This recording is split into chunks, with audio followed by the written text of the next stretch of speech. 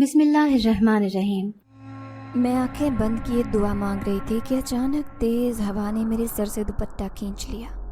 ارد گرد نظر دوڑائی تو کوئی نہیں تھا۔ اچانک میرے کانوں میں ایک سرگوشی گونجی، میں تمہیں پورے 20 سال سے مانگ رہا ہوں اور تم صرف میری ہو۔ میں آج بھی تمہارا انتظار کر رہا ہوں۔ اس بار آخر تم واپس آ ہی گئی ہو۔ یہ آواز سن کر میرا دل تیز دھڑکنے لگا، جیسے دھڑکنیں بکھر گئی ہوں۔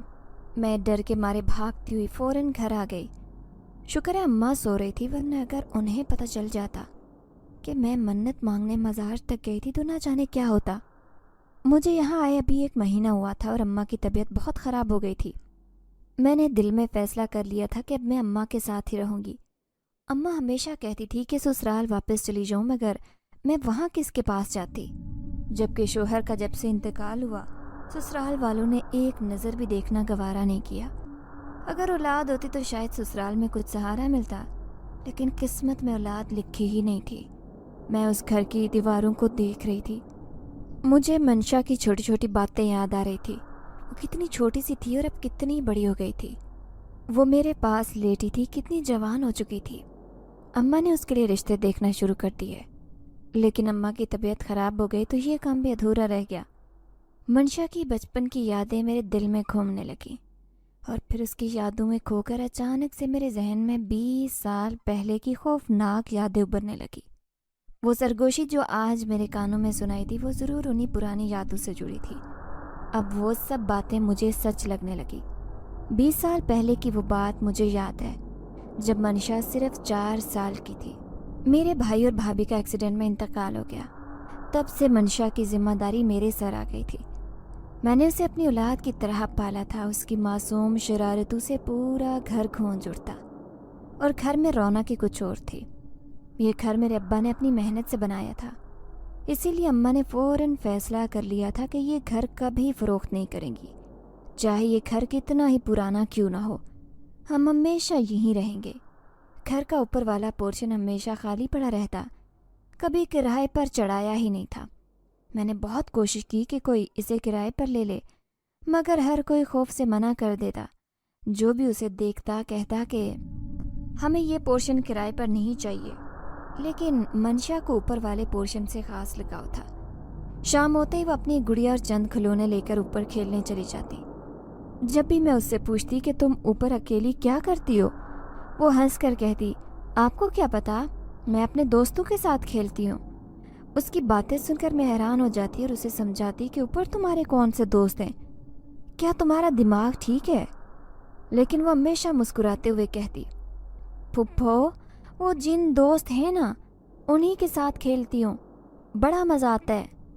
اس کی باتیں سن کر میں کچھ پریشان ہو جاتی، لیکن اس کی معصومیت دیکھ کر چپ ہو جاتی۔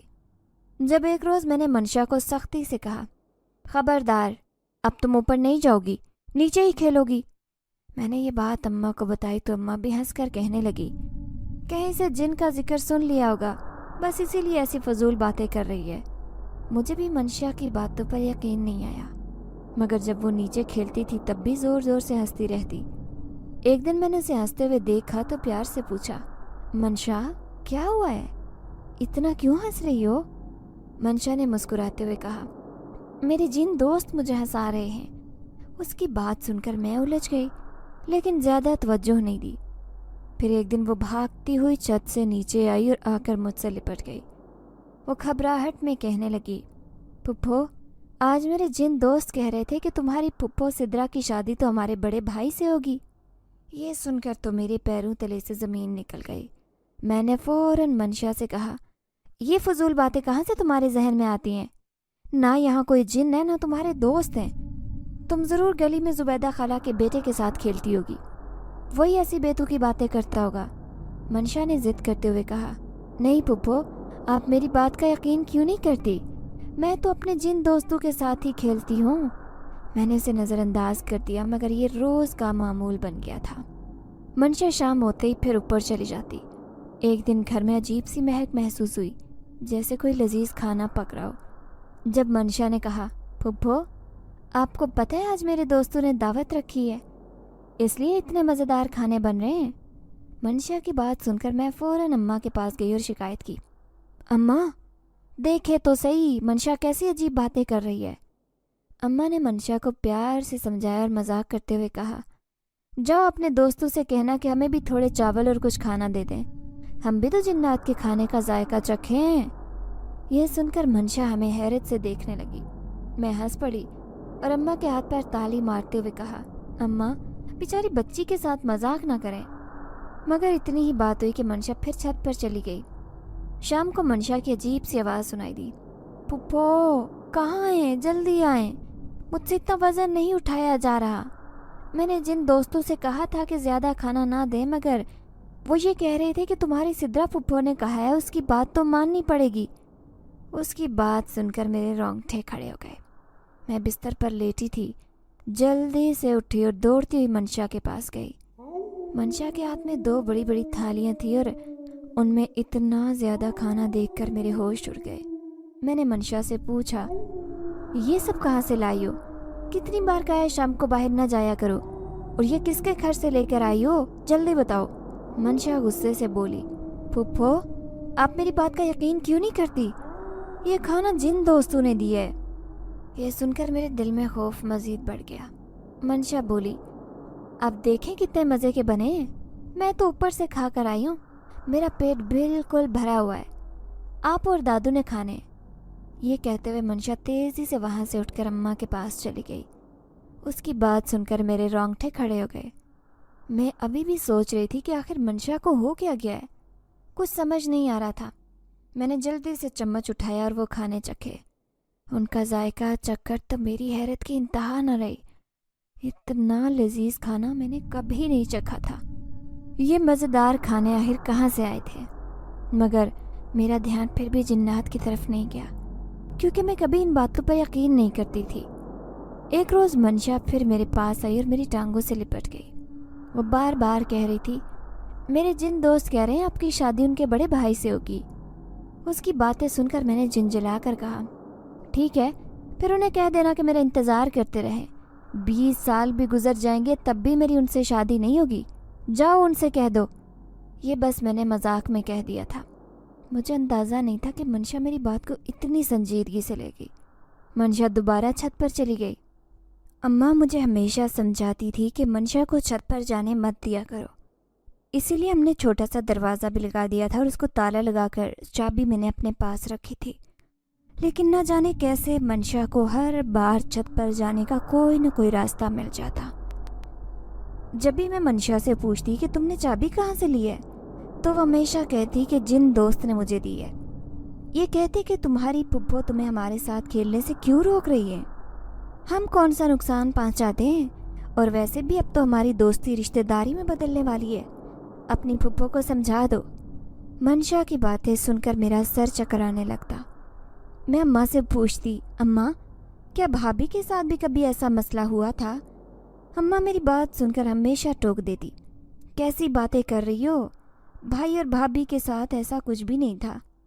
शायद मंशा अपने माँ बाप के जाने के सदमे को ज़्यादा ही महसूस कर रही है, इसीलिए उसका दिमागी तवाज़ुन ठीक नहीं है। मगर मैं इस बात को मानने के लिए तैयार नहीं थी, क्योंकि मंशा वैसे तो बहुत ज़हीन थी, पढ़ाई में भी बहुत अच्छी थी और स्कूल में भी कभी कभार ही जाती, मगर उसे सब कुछ याद होता।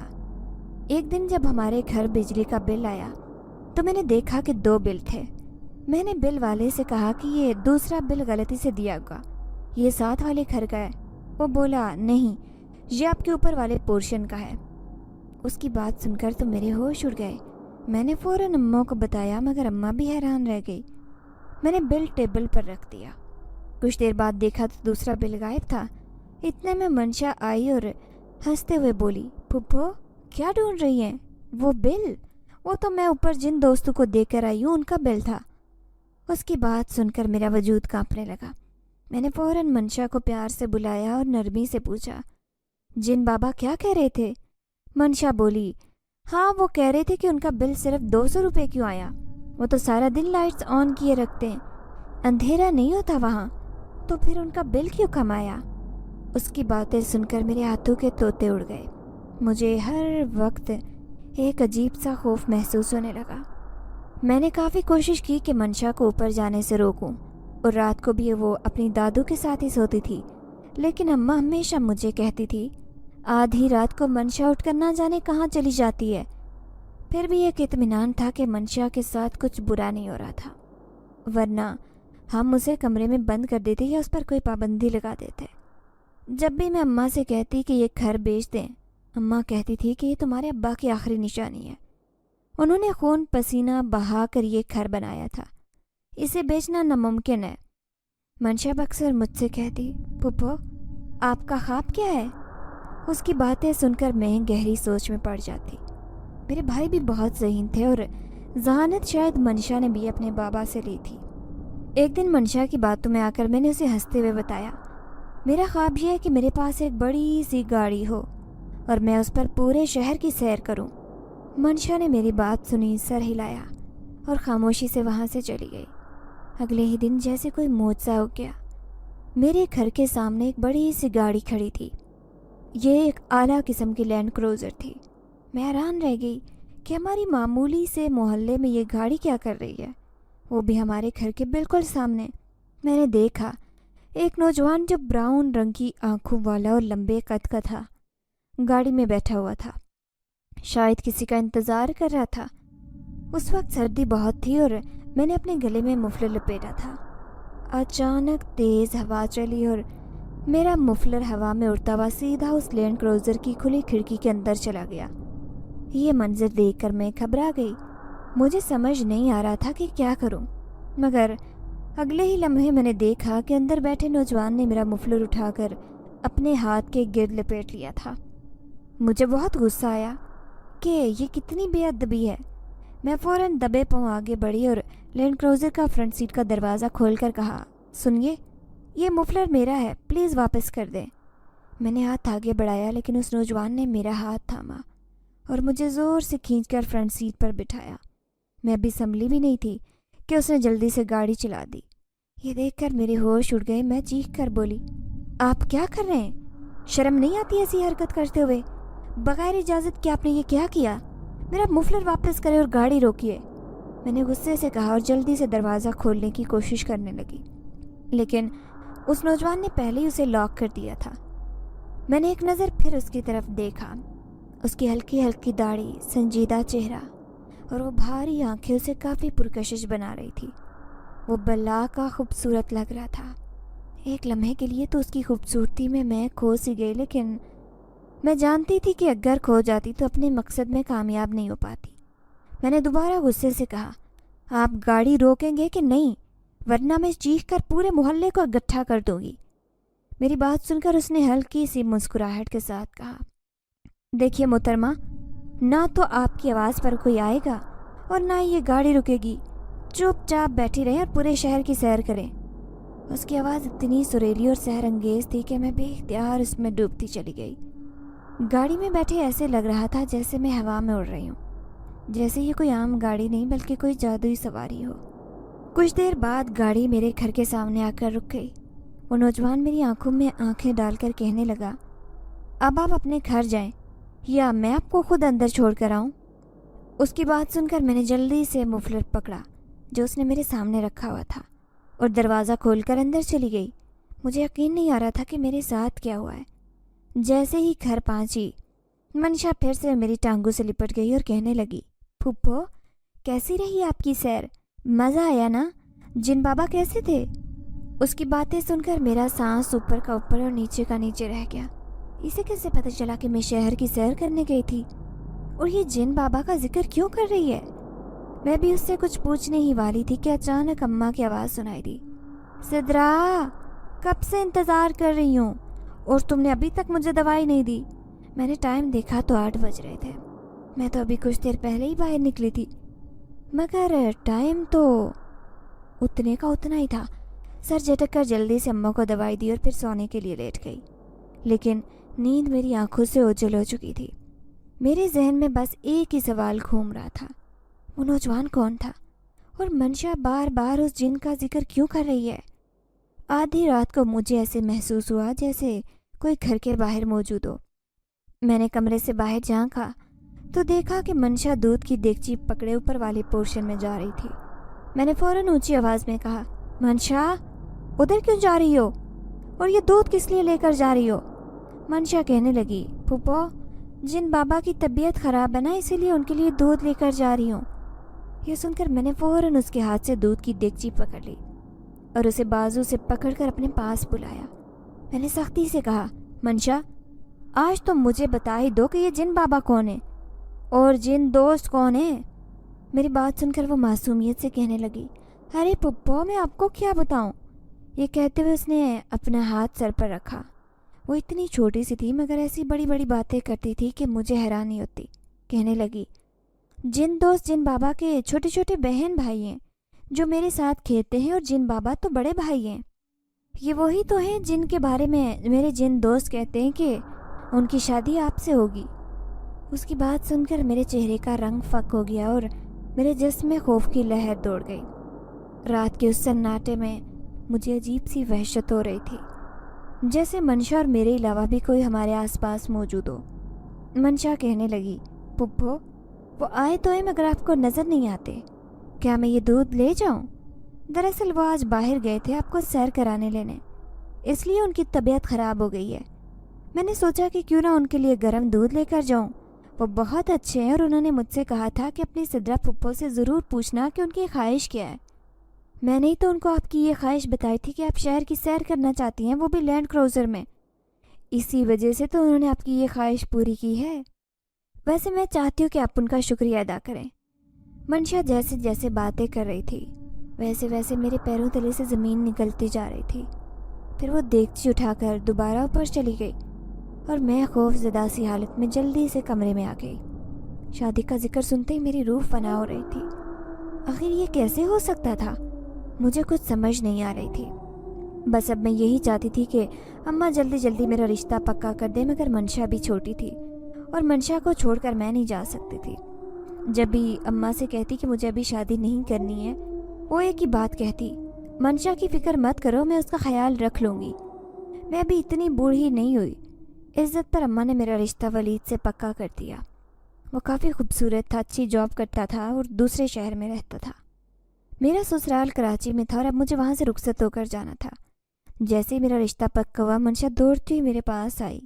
پھپھو یہ آپ نے کیا کر دیا؟ منشا تیزی سے سانس لے رہی تھی، اس کا سانس بری طرح سے پھولا تھا۔ میں نے فوراً پانی پلایا اور پوچھا کیا ہوا ہے؟ وہ کہنے لگی پھپھو آپ نے اچھا نہیں کیا، آپ نے رشتہ کیوں پکا کروایا؟ اس رشتے سے انکار کیوں نہیں کیا؟ ولید سے شادی نہ کریں، جن بابا آپ کے ساتھ بہت اچھے لگیں گے، وہ کتنے خوبصورت اور کتنا خیال رکھیں گے، آپ کیوں نہیں ان سے شادی کر لیتی؟ منشا کی باتیں سن کر ایسے لگ رہا تھا جیسے وہ میری کچھ لگتی نہ ہو۔ اس کی باتیں سن کر میں نے فوراً کہا دیکھو منشا آئندہ ایسی فضول باتیں مت کرنا، اپنے جن بابا سے کہو کہ میں خوش ہوں۔ میں نے اس بات کو مذاق میں اڑایا اور یوں میری منگنی ولید سے ہوئی۔ میں ولید کے ساتھ بہت خوش تھی۔ اس کی نئی جاب لگی تھی، اس لیے وہ چاہتا تھا کہ جب تک اس کی جاب پروموٹ نہ ہو جائے ہماری شادی نہ ہو۔ منشا اب بڑی ہو گئی تھی مگر زیادہ اداس رہنے لگی۔ پہلے تو اس کی شرارتوں اور مستیوں سے پورا گھر گونج اٹھتا، لیکن اب عجیب سی اداسی کے ساتھ ایک جگہ پڑی رہتی۔ اسکول جاتی پھر گھر واپس آتی، سارا دن سوئی رہتی۔ ایک دن میں نے پیار سے سمجھایا منشا کیا ہو گیا ہے، کیوں اتنی اداس رہتی ہو؟ دیکھنا ہر ہفتے تم سے ملنے آیا کروں گی۔ وہ کہنے لگی پھپھو میں اس لیے اداس نہیں ہوں کہ آپ کی شادی ہو رہی ہے، بلکہ میری اداسی کی وجہ تو یہ ہے کہ آپ نے جن بابا سے شادی کے لیے انکار کیا۔ اگر آپ ان سے شادی کر لیتی تو میرے دوست مجھ سے بچھڑ کر نہیں جاتے۔ انہوں نے تب مجھ سے بات کرنا بھی بند کر دیا اور میرے ساتھ کھیلتے بھی نہیں ہیں۔ جب بھی میں ان کے پاس جاتی ہوں تو کہتے ہیں کہ پہلے اپنی سدرا پھپھو سے کہو کہ ہمارے جن بابا سے شادی کریں، اس کے بعد میرے ساتھ دوستی کریں گے۔ منشا کی باتیں سن کر میں چونک گئی، غصے سے کہا منشا کیسی باتیں کر رہی ہو؟ اپنی عمر سے اتنی بڑی باتیں کہاں سے سیکھ کر آتی ہو؟ بہت اچھا ہوا جو تمہارے دوست تم سے ناراض ہوئے، بس پڑھائی پر توجہ دو۔ میں تمہارے منہ سے کسی بھی جن دوست کا ذکر نہیں سننا چاہتی، سمجھی؟ میری باتیں سن کر وہ سہم گئی۔ میں نے زندگی میں پہلی بار اس پر غصہ کیا۔ مجھے سمجھ نہیں آ رہا تھا کہ منشا پر غصہ تھا یا جنات پر جو ہمارے گھر کے اوپر والے پورشن میں بسیرا کر چکے تھے۔ اماں کا تو ان پر یقین ہی نہیں تھا۔ منشا کی طبیعت خراب ہو گئی، مجھے نہیں پتا تھا کہ میری بات کا اس پر اتنا برا اثر پڑے گا۔ میں خود کو ملامت کرنے لگی کہ کیا شادی سے پہلے میں نے منشا کو ڈانٹ دیا؟ اگر بھائی یا بھابھی ہوتے تو وہ ضرور مجھ پر غصہ کرتے۔ میں بھی بہت رونے لگی۔ اماں نے مجھے سمجھایا کہ منشا سے پیار سے بات کیا کرو۔ تب ایک دن میں نے اس سے کہا، چلو آج میں تمہارے جن دوستوں اور جن بابا سے ملنا چاہتی ہوں۔ میں نے جلدی سے اس کی انگلی تھامی اور اسے اپنے ساتھ لے جانے لگی۔ منشا بہت خوش ہو گئی تھی، چہک کر میرے ساتھ اوپر آ گئی۔ ہم اوپر پہنچے تو دیکھا کہ پورا گھر خالی تھا۔ میں نے اس سے کہا کہ کدھر ہیں تمہارے جن دوست، مجھے تو نظر نہیں آ رہے۔ منشا کہنے لگی، دیکھیں سامنے ہی تو بیٹھے ہیں۔ اسے نظر آ رہے تھے مگر مجھے نظر نہیں آ رہے تھے۔ شاید اس کی عمر چھوٹی تھی اور کہتے ہیں کہ چھوٹے بچوں کو جنات نظر آتے ہیں۔ میں نے دیکھا تو وہ دیوار بالکل خالی تھی، جبکہ منشا کہہ رہی تھی کہ یہی تو بیٹھے ہیں، یہی تو میرے دوست ہیں، یہ 2 بہن بھائی ہیں۔ ان کے بڑے بھائی جن بابا وہ ابھی شاید عبادت میں لگے ہوئے ہیں، وہ دوسرے کمرے میں ہوں گے۔ اگر وہ مصروف نہ ہوتے تو ضرور آپ کو ان کے پاس بھی لے جاتی، پر ابھی ان دونوں سے آپ مل لیں۔ میں نے منشا سے کہا کہ منشا مجھے تو نظر نہیں آ رہے۔ میری بات سن کر منشا کہنے لگی، رکے میں ان سے بات کرتی ہوں۔ یہ کہتے ہوئے منشا تھوڑا آگے چلی گئی۔ کچھ دیر بعد وہ واپس آئی اور میرے کان میں کہنے لگی، وہ کہہ رہے ہیں کہ آپ کو نظر نہیں آنا چاہتے کیونکہ وہ آپ سے ناراض ہیں، اس لیے صرف مجھے دکھائی دیں گے۔ اس کی باتیں سن کر میں سر تھام کر رہ گئی۔ میں نے منشا سے غصے سے کہا کہ مجھے تمہارے دوستوں پر یقین ہی نہیں ہے، اگر ایسا ہوتا وہ یہاں ہوتے تو پھر میرے سامنے کیوں نہیں آتے؟ ابھی میں نے اتنا ہی کہا تھا جب اچانک سے ایک تیز ہوا چلی اور پھر 2 ننھے سائے میرے سامنے نمودار ہو گئے۔ وہ صرف سفید سائے تھے۔ انہیں دیکھ کر تو میں بوکھلا گئی تھی، جبکہ منشا چہک کر اچھلنے لگی تھی، کہنے لگی، دیکھیں پپو، یہی تو میرے دوست ہیں۔ یہ دونوں، ایک کا نام آفرین ہے اور ایک کا نام گلباز، یہ دونوں بہن بھائی ہیں لیکن مجھ سے ناراض ہو گئے۔ انہیں کہیں یہ مجھ سے دوستی کر لیں، ہم دوبارہ کھیلیں گے۔ کیا ہوا جو آپ نے جن بابا سے شادی سے انکار کر دیا؟ جن بابا کو بھی کوئی اچھی لڑکی مل جائے گی، منشا نے کافی خوشی سے کہا تھا۔ اس کی باتیں سن کر میں خاموش ہو گئی۔ میں نے جلدی سے اس کا ہاتھ تھاما اور اسے لے کر نیچے آ گئی۔ اب مجھے یقین آ گیا تھا کہ منشا جو اتنے سال اوپر جاتی تھی اور جنات سے کھیلتی تھی، وہ ایک سچائی تھی اور میرا کوئی وہم نہیں تھا۔ پر اماں کو اگر بتاتی تو اماں کو ضرور غصہ آ جاتا، کیونکہ میری تو شادی ہونے والی تھی، لیکن منشا اور اماں نے اسی گھر میں رہنا تھا۔ یہی سوچ کر میں نے پکا فیصلہ کر لیا تھا کہ میں کبھی بھی اماں کو اس بات کی بھنک نہیں پڑنے دوں گی۔ میں نے منشا کو بھی پیار سے سمجھا دیا۔ دن یوں ہی گزرنے لگے اور پھر وہ دن آ گیا جب میری شادی ہونے والی تھی۔ میری شادی کا فنکشن تھا، میں دلہن بنی بیٹھی تھی جب اچانک سے منشا میرے پاس آئی۔ اس نے مجھے مخمل کی ڈبی دی تھی اور کہنے لگی، یہ جن بابا نے آپ کو قیمتی تحفہ دیا ہے، شاید یہ ان کی طرف سے آپ کے لیے آخری تحفہ ہو، اس کے بعد تو اب آپ پکا پکا ادھر سے دور چلی جائیں گی۔ منشا بھی بہت اداس تھی۔ میں نے اس کے دونوں گالوں پر لب رکھے اسے پیار کیا اور پھر وہ مخمل کی ڈبی تھام لی۔ جب منشا کہنے لگی، کھول کر تو دیکھیں آخر جن بابا نے آپ کو کیا تحفہ دیا ہے۔ میں نے جلدی سے وہ ڈبی لاپرواہی سے کھولی، لیکن اندر جو چیز تھی اسے دیکھ کر میری روح فنا ہو گئی۔ وہ کوئی معمولی چیز نہیں تھی بلکہ وہ تو ایک ہیرے کی انگوٹھی تھی۔ میں نے آنکھیں گھما کر منشا کو کہا، یہ کس نے دیا ہے؟ منشا کہنے لگی، جن بابا نے دی ہے، بہت ہی اداس ہیں، کہہ رہے ہیں کہ شاید ان کے نصیب میں آپ لکھی نہیں تھی اسی لیے نہیں ملی۔ میں نے منشا سے کہا کہ مجھے لے کر سیدھا چھت پر چلو، دکھاؤ کہاں ہے وہ، مجھے اس سے ملنا ہے۔ یوں میں اسے ساتھ لیے جلدی سے چھت پر چلی گئی۔ کہاں ہے تمہارا جن بابا؟ میں نے منشا کو طنزیہ لہجے میں کہا۔ میں نے ابھی اتنا ہی کہا تھا جب اچانک سے میری نظر چھت کی منڈیر پر بیٹھے کسی نوجوان پر پڑی۔ اسے دیکھ کر تو میری روح فنا ہو گئی تھی۔ یہ تو وہی نوجوان تھا جس نے مجھے لینڈ کروزر پر پورے شہر کی سیر کروائی تھی۔ اسے دیکھ کر وہ مخملی ڈبیا میرے ہاتھ سے چھوٹ گئی جب اچانک سے وہ آ گیا تھا۔ اس کے وجود سے روشنی پوری چھت کو روشن کر رہی تھی۔ اس کا چہرہ اتنا پر نور تھا لیکن اس کی آنکھیں بالکل لال تھی، جیسے وہ پہلے رو رہا ہو۔ مجھے دیکھ کر کہنے لگا، آپ کو میری بات کا یقین نہیں آیا تھا؟ آپ شادی کر رہی ہیں، میں آپ کو روکوں گا نہیں، لیکن میں آپ کو ہمیشہ اپنا ہی سمجھوں گا۔ یہ میری طرف سے آپ کا آخری تحفہ ہے۔ اللہ آپ کی زندگی آسان کرے، پر آپ نے میرا دل بہت دکھایا، آپ نے میری محبت کا مذاق اڑایا۔ یہ کہتے ہوئے اس نے اپنا رخ بے دردی سے دوسری جانب موڑ لیا۔ میں نے اسے کسی بھی بات کا جواب نہیں دیا، بس گھبرا کر منشا کا ہاتھ تھاما اور جلدی سے واپس جانے لگی۔ جب اس نے مجھے روک لیا اور کہنے لگا، پلیز ایسا مت کریں، یہ تحفہ تو لیتی جائیں۔ اس نے فرش پر گری وہ ڈبی دوبارہ اٹھائی اور پھر منشا کو پکڑا دی۔ میں نے جلدی سے منشا کو اپنے ساتھ لیا اور نیچے آ گئی۔ کچھ دیر بعد منشا کہنے لگی، پپو یہ ڈبی لے لینا، یہ انگوٹھی پہن لے ہاتھ میں، دیکھیے کتنی اچھی لگے گی۔ منشا نے زبردستی مجھے انگوٹھی پہنا دی۔ پتہ نہیں کیوں لیکن مجھے ایسے لگ رہا تھا جیسے میں نے اس جن زادے کے ساتھ اچھا نہیں کیا، لیکن میں اور کیا کر سکتی تھی؟ میں بہت زیادہ مجبور تھی، پر میں نہیں چاہتی تھی کہ میرا اتنا پیارا فنکشن اس جن زادے کی وجہ سے خراب ہو جائے۔ میں اپنے آپ کو خوش رکھنا چاہتی تھی۔ میں نے جلدی سے اس کو بھول جانے کا فیصلہ کیا اور یوں ولید کے ساتھ میری رخصتی بھی ہو گئی۔ رخصتی کے بعد میں سسرال آ گئی۔ کراچی لاہور سے دور تو تھا لیکن یہ سفر کیسے ہوا مجھے پتہ ہی نہیں چلا۔ میرے سسرال والے بہت زیادہ خوش تھے۔ ولید میرا بہت خیال رکھتا اور اماں اور منشا سے دور جانے کا غم میرے دل میں بہت زیادہ گہرا تھا، لیکن ولید نے وہ غم کچھ ہی پل بعد مٹا دیا۔ میں اس کی کافی تعریف کرتی تھی۔ شادی کو 1 سال ہو گیا، میں ہر مہینے اماں اور منشا سے ملنے چلی جاتی۔ منشا اداس سی رہتی، وہ بڑی ہوتی گئی تھی۔ شادی کو 5 سال گزر گئے۔ جب اماں نے مجھے کہا کہ کسی طرح 5 سال گزر گئے، کیا خیال ہے، کیا تمہیں اولاد نہیں چاہیے؟ ولید کچھ کرتا کیوں نہیں ہے، تم لوگ علاج کیوں نہیں کرواتے؟ اماں کی باتیں سن کر میں نے فوراً نظریں جھکا لی۔ مجھے نہیں معلوم کہ ان سے کیا کہوں۔ 5 سال میں نے چپا چپا چھان مارا، اتنے حکیم کے پاس گئی، سب کچھ کر لیا، لیکن شاید میرے نصیب میں اولاد لکھی نہیں۔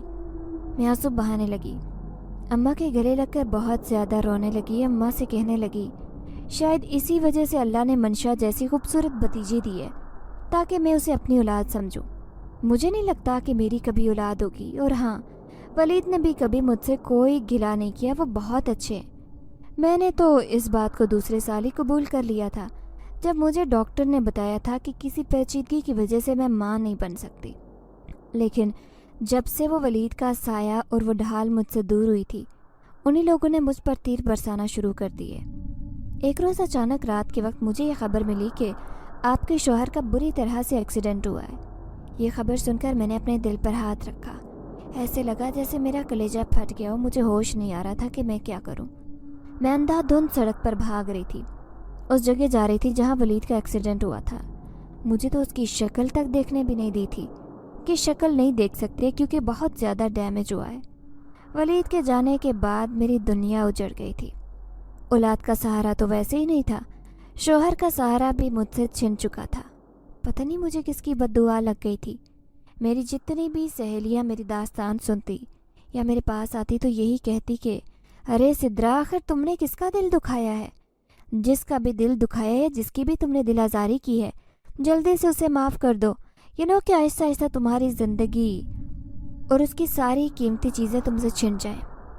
ان کی باتیں سن کر مجھے وہی مذاق یاد آتا جو میں نے جن زادے سے کیا تھا کہ تم بے شک 20 سال میرا انتظار کرو، میں تمہیں نہیں ملوں گی۔ مجھے پتہ نہیں تھا کہ میرا یہ مذاق مجھ پر اتنا بھاری پڑے گا۔ مجھے یقین نہیں آ رہا تھا کہ سسرال میں میری کوئی عزت نہیں بچی۔ وہ عزت تو بس میرے شوہر ولید کی وجہ سے ہوتی تھی۔ اب تو ساس مجھ سے یہی کہتی کہ تم نے تو میرے بیٹے کو ہی کھا لیا، اسے اولاد کی نعمت تو نہ دی لیکن اسے بھی ہم سے الگ کر دیا۔ تو کیوں نہیں خود اس کے ساتھ مر گئی؟ ایسے تانے سننے کو ملتے کہ کانوں سے دھواں نکلنے لگتا۔ اب میری برداشت سے باہر ہو رہا تھا، میرا وہاں رہنے کا کوئی جواز نہیں بنتا تھا۔ یہ بات تھی کہ ولید نے اپنی محبت کی خاطر مجھے کافی بینک بیلنس دیا تھا۔ میرا بینک بیلنس اتنا تھا کہ میں آرام سے سسرال میں رہ سکتی تھی، لیکن فائدہ نہیں تھا۔ وہاں رہ کر تانے سن کر ذہنی مریضہ بنتی جا رہی تھی۔ اوپر سے اماں بھی مجھ سے یہی کہتی کہ تم واپس آ جاؤ اور وہاں نہ رہو۔ پر جیسے ہی میں نے اپنی ساس سے واپس جانے کی بات کی تو میری ساس نے فوراً کہہ دیا کہ جو ولید نے تم پر لگایا ہے پائی پائی کا حساب دو، نہیں تو تم پر کیس کروں گی۔ اس کی یہ بات سن کر میرا دل چھلنی ہوگا کہ میں کیا کروں۔ تنگ آ کر میں نے جلدی سے وہ بینک اکاؤنٹ اپنی ساس کو ہی دیا۔ اس میں میرا سارا بینک بیلنس تھا۔ مجھے نہیں پتا تھا کہ کتنی اماؤنٹ تھی، لیکن ساری میں نے ساس کو دے دی۔ شاید اس کا حق زیادہ تھا، اس کا بھی تو بیٹا تھا جو اس سے دور ہو گیا۔ مجھے اس کا کوئی غم نہیں تھا کہ میرے پاس کوئی پیسہ نہیں، بس اپنی ماں کے پاس جا رہی تھی۔ اس بات کی مجھے خوشی تھی۔ میں جیسے ہی اماں کے پاس گئی تو اس کے گلے لگ کر پھوٹ پھوٹ کر رونے لگی۔ منشا پورے 24 سال کی ہو گئی تھی۔ 20 سال ایسے گزرے مجھے پتہ ہی نہیں چلا۔ منشا میرا سہارا بنتی تھی، مجھے تسلی دیتی۔ میں نے فیصلہ کیا کہ منشا کا فرض ادا کر کے رہوں گی۔ अम्मा को भी मैंने कहा कि इसके लिए अच्छे रिश्ते देखें। मंशा की भी वही आदत थी, अभी आधी रात को उठ जाती, और अब मैंने उससे कभी उसके दोस्तों और जिन बाबा का जिक्र करते नहीं देखा। ना ही मैं चाहती थी कि माजी को फिर से खोलूं, लेकिन मैं कहाँ जानती थी कि माजी खुद मेरे सामने खड़ा हो जाएगा। अम्मा की तबीयत ख़राब हो रही थी, शायद अम्मा को मेरी फ़िक्र लाहक थी। यही सोचती थी कि एक न एक दिन वो मुझे छोड़कर चली जाएंगी और मंशा घर की हो जाएगी, फिर मेरा क्या बनेगा। इस सोच ने अम्मा को अंदर से बीमार करके रख दिया। न जाने अम्मा को कैसी बीमारी लगी। अम्मा खांसती रहती, इतना इलाज करवाया पर अम्मा ठीक ही नहीं हो रही थी। मुझे जुबैदा खाला की वही बात याद आने लगी कि जाकर कोई मन्नत मांगो, सिर्फ दुआओं से अब आजकल क्या काम चलता है। ये भी एक वसीला होता है, इसी वसीले से क्या पता अल्लाह तुम्हारी माँ को शिफा दे दे। मैंने फ़ौरन फैसला कर लिया कि ठीक है, ये हर बार भी आजमा कर देख लेती हूँ, यही तो रह गया था। फ़ौरन ही मैंने फ़ैसला कर लिया कि मैं इस मज़ार पर जाऊँगी जो हमारे शहर से थोड़े ही फासले पर था। वहाँ हर कोई मौजूद होता। मैं वहाँ गई और दुआ करने लगी, बस अल्लाह से दुआ ही मांग रही थी, जब अचानक मेरे कानों में वही सरगोशी हुई कि मैंने तो पूरे 20 साल से तुम्हारा इंतज़ार किया, पर लगता है मेरी मोहब्बत सच्ची थी जो तुम वापस आ गई हो। मैं तुम्हारे दीदार के लिए तरसता रहता था। ये सरगोशी सुनकर तो एक झटके से मैंने आंखें खोली। आंखें फाड़ी यहाँ वहाँ देख रही थी, मुँह ही मुँह में बड़बड़ाई कि कौन है वहाँ, लेकिन कोई होता तो मुझे बताता। मैं फ़ौरन भागती घर आ गई। शुक्र था कि अम्मा सो रही थी। मैंने जल्दी से मंशा को नींद से उठाया। मंशा कहने लगी, अरे पप्पू क्या हो गया है, सुबह यूनिवर्सिटी भी जाना है, मेरी असाइनमेंट है और प्रेजेंटेशन भी है, रात को उठा दिया मुझे। पता तो है कि मुझे फिर बाद में नींद नहीं आती। उसकी बातें सुनकर मैं तंग आकर उससे कहने लगी, चुप कर जाओ, बस मुझे जल्दी से बताओ कि अभी भी उनसे मिलती हो ना। मैंने फ़ौरन शक्की नज़रों से उसे देख कर कहा। मेरी बातें सुनकर वो कहने लगी, कैसी बातें कर रही हैं पुप्पो, किसकी बात कर रही हैं, साफ लफ्ज़ों में बताएं। मंशा गैर यकीनी नज़रों से मुझे घूर रही थी, जैसे उसे तो कुछ पता ही नहीं था। मैंने उससे कहा कि वो जो हमारी छत के ऊपर रहते हैं, क्या वो अभी भी रहते हैं? मैंने संजीदा होकर कहा। मेरी बातें सुनकर उसने जल्दी से वो कंबल दोबारा अपने मुंह पर कर लिया और सोने का ड्रामा करने लगी। पर मैंने फ़ैसला कर लिया कि मैं सच जान कर रहूँगी, क्योंकि कुछ तो है। शायद वो उन दोस्तों से मिलती है और जिन बाबा उसकी मदद करता है, क्योंकि जब भी शादी का जिक्र करती है तो उससे कोई दिलचस्पी नहीं होती, जैसे उसे पता है कि उसके साथ क्या होना है। मैंने फ़ौरन कंबल उसके मुंह से उठाया और कहा, मैं तुम्हारी पुप्पी हूँ, बचपन से तुम्हें जानती हूँ, 24 साल की हो गई हो। 20 साल पहले जब ये घर छोड़कर चली गई थी तो मेरी शादी हो गई थी, तब से तुम्हारी दोस्ती उनसे है। अब तो मुझे बता ही दो कि अभी तक क्या उनसे मिलती हो? मेरी बातें सुनकर उसने कहा, जी ऐसी बात है, दरअसल वो तो मेरे साथ यूनिवर्सिटी में भी पढ़ते हैं। उसने जैसे ही कहा, उसकी बातें सुनकर मैं सर थाम कर रह गई। मैंने उससे कहा, जिन बाबा की किसी से शादी नहीं हुई क्या? किसी जिनजादी से शादी क्यों नहीं कर लेता? मैंने फ़ौरन ही लापरवाही से कहा। इस पर वो कहने लगी, कैसे शादी कर लें? आपने जो कहा था 20 साल तक इंतज़ार कर लें, बस वो तब से ही आपका इंतज़ार कर रहे हैं। और तो और उनकी मोहब्बत कोई ऐसी वैसी नहीं थी कि आपको बुलाकर किसी और से शादी कर लें। तभी तो आपसे कहती थी कि वलीद से शादी मत करें, क्योंकि आपकी किस्मत में वही जिन ज़्यादा लिखा है, लेकिन आप तो सुनने पर तैयार ही नहीं थी। फिर भी वो जिन बाबा अभी तक आपको ही मांगते रहते हैं, बस एक कमरे में रहते हैं। और मेरे दोस्त भी अपने बड़े भाई से यही कहते हैं कि किसी जिनजादी से शादी कर लें, तो वो कहते हैं कि नहीं, मेरी मोहब्बत इतनी मामूली नहीं है कि भुला दूँ और किसी जिनजादी से आगे बढ़ जाऊँ। आप खुद ही बताएं, ऐसे में वो कैसे किसी से शादी करें? उसकी बातें सुनकर मेरा मुंह खुला रह गया। जब मैंने फ़ौरन से कहा, तो तुम्हारे दोस्त जो हैं उसके साथ छोटे बहन भाई भी हैं, उनका क्या बना? कहने लगी, वो तो अपनी बस्ती में भी जाते रहते हैं। मैंने उन्हें कहा हुआ है कि मुझे छोड़कर मत जाएं, मेरी बहुत मदद करते हैं। मेरी असाइनमेंट्स प्रेजेंटेशन वगैरह वही तैयार करते हैं, जिन बाबा भी मदद करते हैं। उसकी बात सुनकर गोया मुझे सांप सूंघ गया। मुझसे रहा नहीं गया कि मंशा अभी भी ऊपर जाती है और सबसे मिलती है, पर अम्मा को इस बात की बिल्कुल खबर नहीं। अम्मा की तबीयत ख़राब थी, उनकी नज़र भी कमज़ोर थी, जिसकी वजह से उन्हें कुछ समझ नहीं आता कि मंशा कहाँ गई है। और वैसे भी मंशा यकीनन कोई ना कोई बहाना कर देती होगी, लेकिन अम्मा की बीमारी अब बढ़ती जा रही थी। तभी एक रोज़ अचानक मंशा मेरे पास आई। उसके हाथ में एक चेक था। कहने लगी, पुप्पो ये चेक जिन बाबा ने दिया है। मैंने जैसे ही देखा तो 3 लाख का चेक था। मैंने फ़ौरन लेने से इनकार कर दिया और उससे कहा कि जाओ ऊपर जाकर चेक उसे वापस दो। कहने लगी, नहीं, मैं तो नहीं जा रही। उसकी बातें सुनकर मैंने उसके हाथ से पूरा चेक छीना और जल्दी से ऊपर चली गई। मैं तीसरी दफ़ा जिनजादे से मिलने वाली थी। पहली दफ़ा जब उसने मुझे लैंड क्रूज़र में पूरे शहर की सैर करवाई, और दूसरी दफ़ा जब मुझे उसने हीरे की अंगूठी तोहफे में दी थी। तीसरी दफ़ा मैं ये चेक उसके मुंह पर मारने वाली थी। मुझे गुस्सा आ रहा था। अभी मैं उसकी मोहब्बत की कदर नहीं करती थी। मेरी ज़िंदगी में इतना सब कुछ हो गया था, सब कुछ मुझसे छिन चुका था, लेकिन फिर भी मेरे अंदर का वो गुरूर नहीं गया था। मैंने छत पर पहुंचकर चीख कर कहा, कहाँ हो तुम? मेरे सामने आओ, मुझे तुमसे बात करनी है। जब अचानक वही दरवाज़ा खुला जिसमें वह अकेला रहता था। बिल्कुल उसी नौजवान के रूप में था, पर अब उसके बालों में सफ़ेदी आई हुई थी।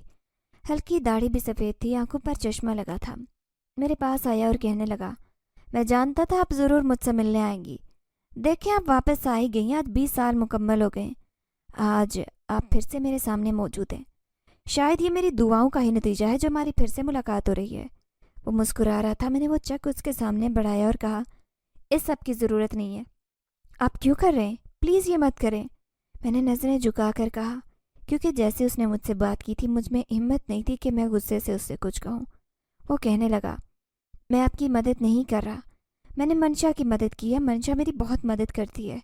वो तो मेरे हर दुख की बराबर की शरीक होती है। मेरे बहन भाई तो अपनी बस्ती में चले जाते हैं। उसकी बात सुनकर मैं फ़ौरन चौंक गई। मैंने उससे कहा कि मुझे आपकी मदद की ज़रूरत नहीं है और ना ही मंशा को है। जब वो कहने लगा, कैसी बातें कर रही हैं? आपकी अम्मा की तबीयत ख़राब है, उनका इलाज करवा लें। हम भी तो आपकी इजाज़त के बगैर इस घर में रहते हैं। इस घर से मुझे अपनायत सी हो गई है। जब मैंने पहली दफ़ा आपको देखा था तब से इरादा कर लिया था कि इस घर को छोड़कर नहीं जाऊँगा। वो मेरी मोहब्बत थी या फिर गलती? मैं तस्लीम करता हूँ कि मैंने आदमजादी से मोहब्बत की, पर हम जिन जादू का दिल भी ऐसा ही होता है जैसे आदम जादू का। हमें भी किसी से मोहब्बत हो जाए तो वापसी का रास्ता नापना मुमकिन होता है। इसीलिए चाह कर भी वापस नहीं जा सकता। ज़बरदस्ती इस घर में रहता हूँ। आप लोगों की इजाज़त के बगैर इस घर में रह रहा हूँ, इसलिए आप लोगों की मदद करने का सोचा। ये कोई एहसान नहीं है। प्लीज़ इन पैसों से माँ का इलाज करवा लें, मुझे बहुत खुशी होगी। उसकी बातें सुनकर तो मैं जैसे किसी ट्रांस की कैफियत में मुब्तला हो गई थी। मुझे समझ नहीं आ रही थी कि क्या करूं। कुछ देर बाद मैं थके थके कदमों से वापस आई। मंशा मुझे देखकर खुश हो गई। शरारती अंदाज में कहने लगी, मुझे पता था पुप्पो, आप ऐसे ही वापस आएंगी। वो जिन बाबा है ना, उनकी बातों से तो हर कोई मबहूत हो जाता है, फिर आप तो उनकी मोहब्बत हैं। उसने जैसे ही मुझे कहा तो दिल किया कि उसे काफ़ी बातें सुनाऊं। इतने में मुझे अम्मा ने बुलाया। क्या बातों में लगे हुए हो? मैंने अम्मा को कुछ नहीं बताया, लेकिन मैंने अम्मा की सारी दवाएं ली थी और इलाज भी करवा लिया था। अब मुझे मंशा के रिश्ते की फिक्र थी। जब एक रोज़ मंशा ने मुझे फिर से कहा कि जिन बाबा आपसे मिलना चाहते हैं, मैंने गुस्से से कहा कि मुझे उनसे नहीं मिलना, मैं क्यों उनसे मिलूं? कहने लगी, बस आखिरी दफ़ा मिलना है। वो दरअसल उनकी नज़र में आपके लिए एक बहुत अच्छा रिश्ता है।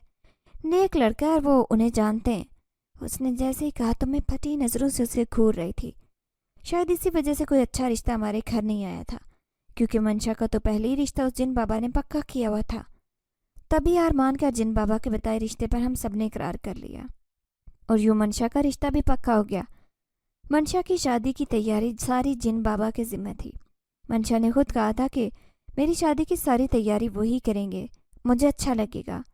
मंशा की रुखसती हो गई। मैं बहुत रोई थी। रुखसती पर जिन ज़्यादा भी शामिल था। किसी को नहीं पता था कि वो कौन है, क्योंकि वो तो एक आदमजात के रूप में था। मैंने अम्मा को बता दिया कि वो मंशा का कोई प्रोफेसर है जिसने मंशा की मदद की। मंशा तो रुखसत होकर चली गई। अब मैं घर में अम्मा के साथ मौजूद थी।